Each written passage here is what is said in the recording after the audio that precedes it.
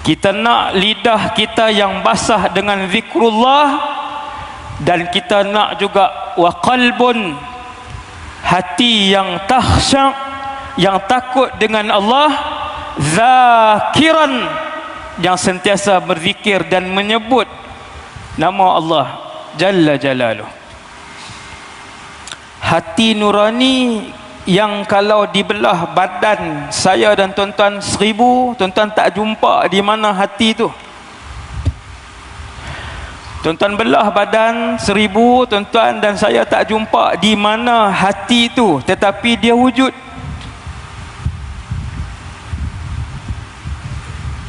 Besarnya kuasa Allah. Allah menciptakan sesuatu untuk kita tahu besarnya kekuasaan dan kebesaran Allah.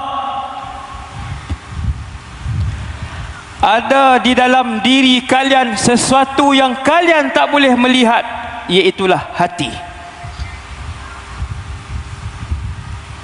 Dan ajaibnya makhluk itu, kita boleh berkata-kata di dalam hati. Kata Al-Imam An-Nawawi, zikir ada 3 cara. Yang pertama dengan lisan tanpa hati. Yang kedua dengan hati sahaja, kita sebut la ilaha illallah tanpa sebutan lisan. Dan yang ketiga yang paling afdal adalah zikir dengan mulut dan hati serentak. Zikir dengan mulut dan hati serentak.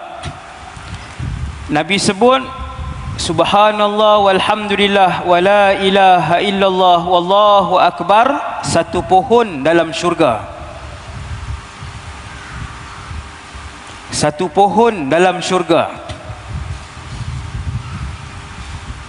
Cerita pohon yang pernah Nabi sebut dalam hadis yang sahih ialah sebatang pohon yang seorang penunggang kuda lalu di bawah teduhan pohon itu puluhan tahun, tak habis lagi pohon tu satu.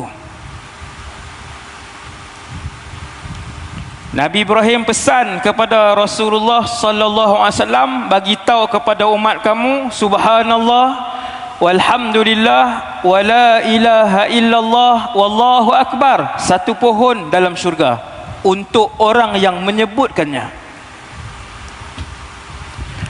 Kalau sebut di hati saja tanpa mulut, tetap diberikan. Kerana zikir di hati sahaja tanpa sebutan lisan dikira 1 oleh Allah Subhanahu wa ta'ala Jalla Jalaluh. Tapi kalau selawat di hati sahaja tanpa sebutan lisan, 10 diberikan oleh Allah Jalla Jalaluh. Sallallahu alaihi wasallam. Tersebutlah hati. Boleh tanpa sebutan lisan. Itulah perihal hati yang kita akan bawa sampai dalam syurga insya-Allah. Dalam syurga semua orang masih boleh berkata-kata melalui hatinya. Begitu juga wal'iyadzu billah, dalam neraka semua orang masih boleh berkata-kata dengan hatinya. Wal'iyadzu billah. Yang tu neraka, tak mahu. Kita nak lidah kita yang basah dengan zikrullah, dan kita nak juga wa qalbun, hati yang takhsya', yang takut dengan Allah, zakiran, yang sentiasa berzikir dan menyebut nama Allah Jalla Jalaluh. Selain daripada lidah sebut, hati juga menyebut nama Allah Subhanahu wa ta'ala. Berzikir dengan hati. Malam ni dapatlah berzikir dengan hati. Tak pernah tengok orang berzikir, kita tak pernah melihat orang tu berzikir depan kita, diam je orang tu di depan kita. Jangan lagi menghukum bahawa orang itu tidak berzikir, kerana boleh jadi dia berzikir dengan hatinya. Kerana antara tanda seseorang itu dekat dengan Allah adalah kurang makannya, kurang tidurnya, dan kurang percakapannya. Umat Rasulullah hari ini banyak makannya, kedai banyak, menu banyak, diabetes paling tinggi di Asia, Malaysia. Dalam Malaysia pula yang paling tinggi diabetes, Kedah. Malu orang Kedah. Beras banyak, makanan murah. Di antara tanda orang itu hampir dengan Allah, rapat dengan Allah, dikasihi oleh Allah, kurang tidurnya, kurang makannya, kurang percakapannya.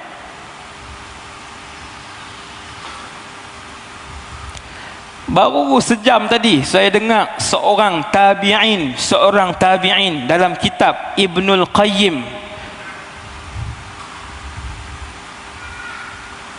dalam kitab Ibnul Jauzi Sifatus Safwah, Al-Imam Ibnul Jauzi dalam Sifatus Safwah, dia himpun orang-orang yang hebat. Tadi baru saya dengar seorang tabi'in tidur satu hari 2 jam.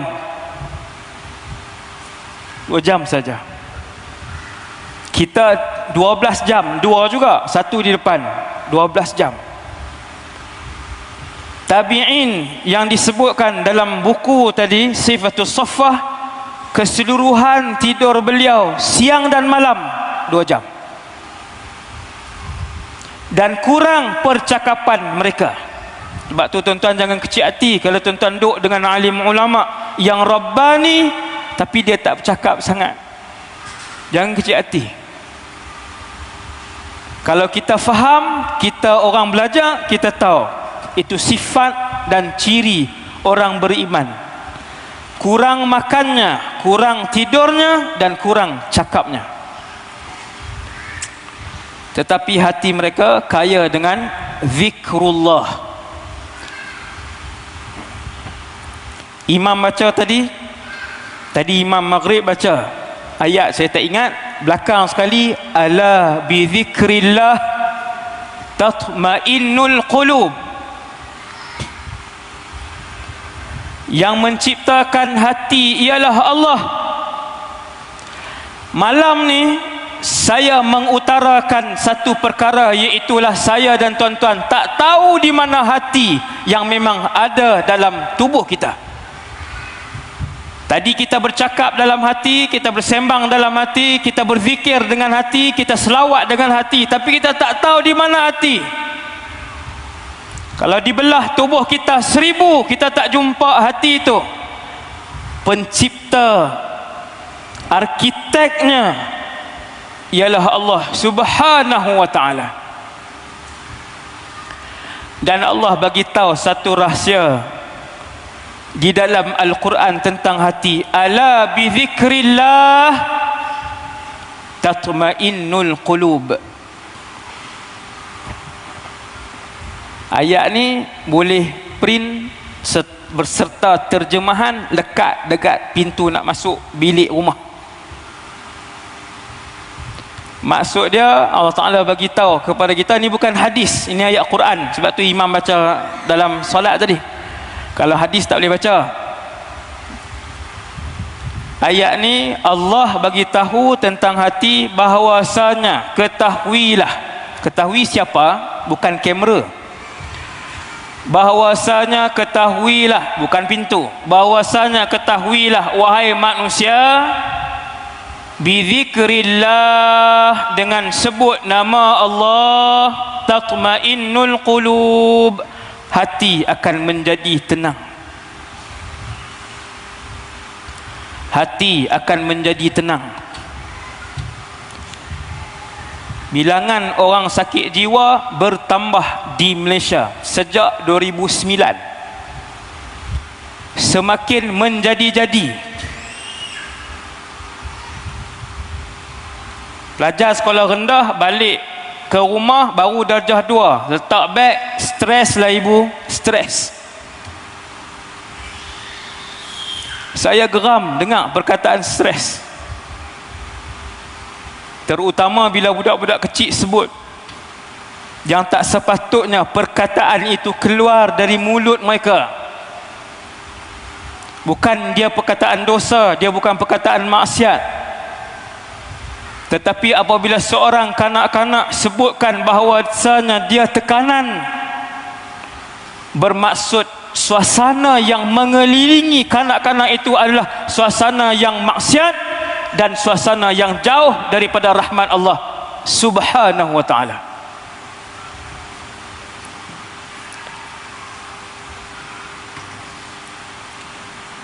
Yang menciptakan hati sebut kepada kita semua, ala bi dzikrillah tatma'innul qulub. Allah bagi tahu rahsia dia. Sebarkan malam ini rahsia ini kepada semua ahli keluarga kita. Sesungguhnya dengan menyebutkan nama Allah, dengan zikrullah, baca Quran, berzikir, selawat, boleh menenangkan hati. Tapi syarat dia mesti banyak. Syarat dia mesti banyak. Dia tak boleh 5, dia tak boleh 6 sebut subhanallah, subhanallah. Banyak. Sebab tu Tuhan sebut mereka memuji Allah siang dan malam, bukratan wa asila. Mereka memuji Allah, orang-orang beriman, ketika mana mereka duduk, ketika mana mereka bangun, ketika mana mereka berbaring, ketika mana mereka bersandar. Maksudnya banyak.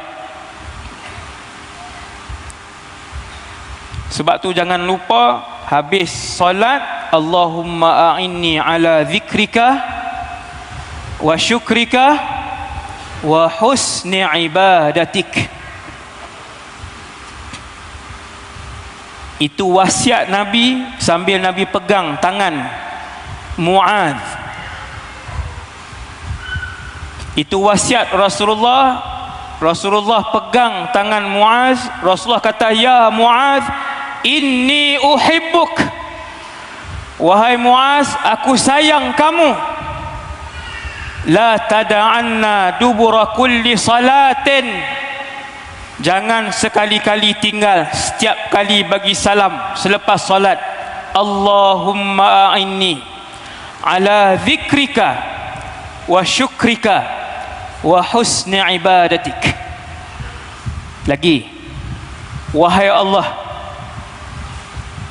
bantulah aku, a'inni, tolonglah aku wahai Allah, ala zikrika, untuk sentiasa mengingatimu wahai Allah.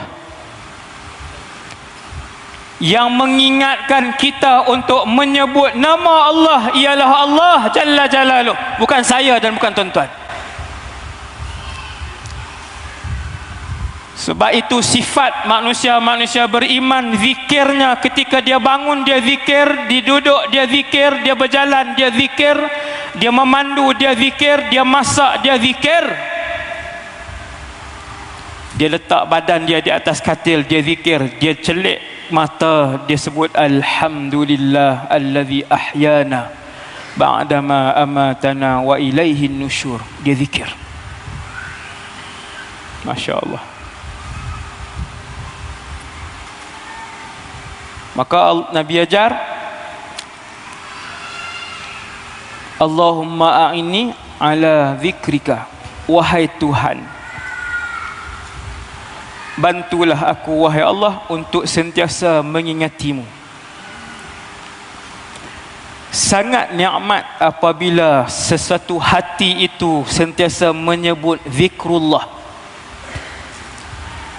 Sebab Nabi SAW bagi tahu dalam satu hadis bahawasanya seseorang manusia apabila dia buat satu kesalahan, sama ada dosa kecil ataupun dosa besar, nukitat fi qalbihi nuktatun, Allah akan titiskan satu titik hitam pada hatinya. Sebahagian kekasih-kekasih Allah, awliya Allah, dia melihat hati itu. Sebab tu malu kalau jumpa para awliya, kita sangat malu. Tetapi sifat wali, dia tak pernah sebut keadaan dan aib orang di depan orang.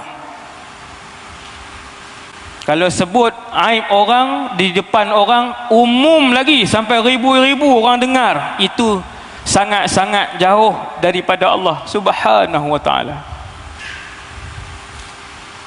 Sifat orang yang bukan disayangi oleh Allah, Allah tutup maksiat yang dia buat, dia yang umum di hadapan orang. Wal'iyadzubillah.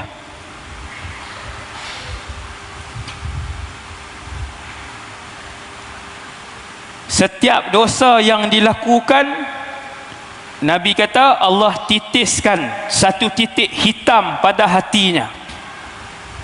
Bermaksud ketika Allah kurniakan hati kepada saya dan tuan-tuan, hati kita bersih. Ketika Allah kurniakan hati kepada saya dan tuan-tuan, hati kita bersih. Macam ni, bersih. Contohlah, bersih.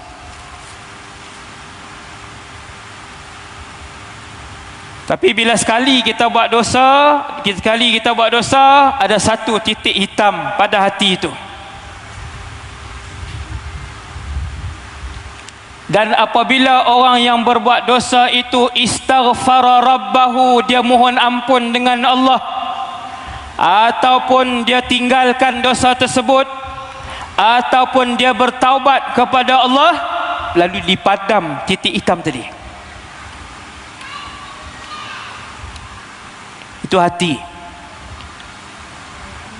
Dan apabila seseorang di kalangan hamba Allah melakukan dosa yang berterusan, dia buat dosa, kemudian esok dia buat dosa, petangnya dia buat dosa, malamnya dia buat dosa, keesokan paginya dia tambah lagi dosa, keseluruhan hatinya hitam melegam.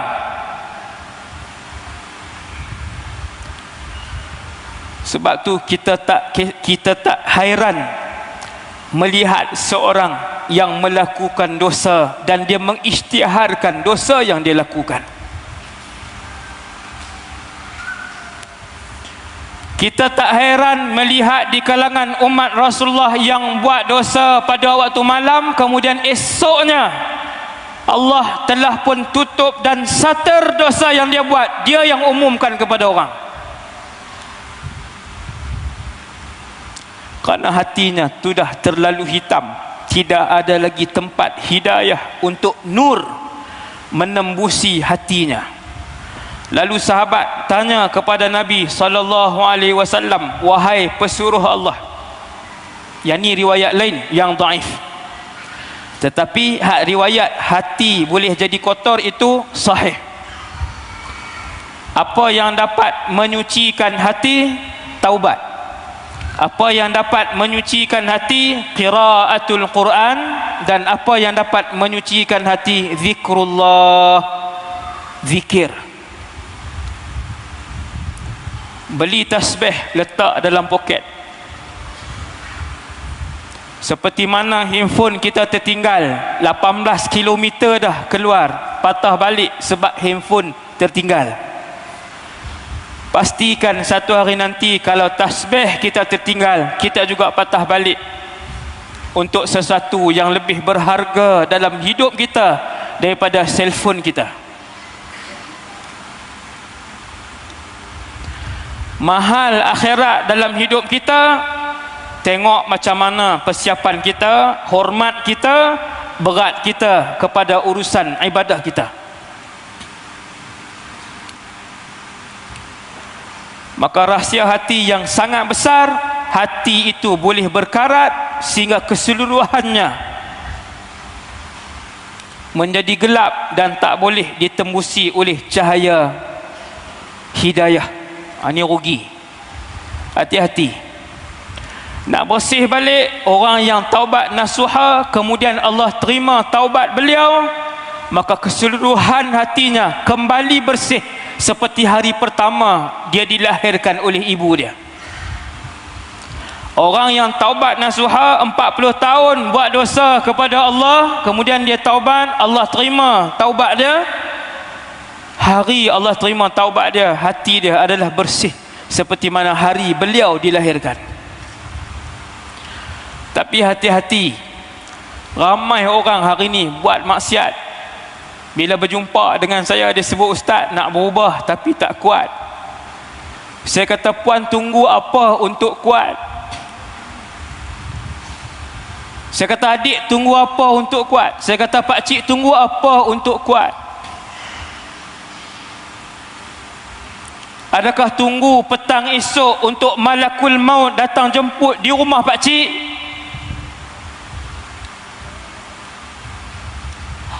Ramai orang dia simpan pencen, nantilah ustaz taubat. Ramai orang dia tangguhkan, nantilah 50-60an lah ustaz. Teringin, faham, rindu, tahu bahawasanya ada syurga dan neraka, tapi dia tangguh, dia kata belum masanya lagi. Yang ni rugi. Hati-hati,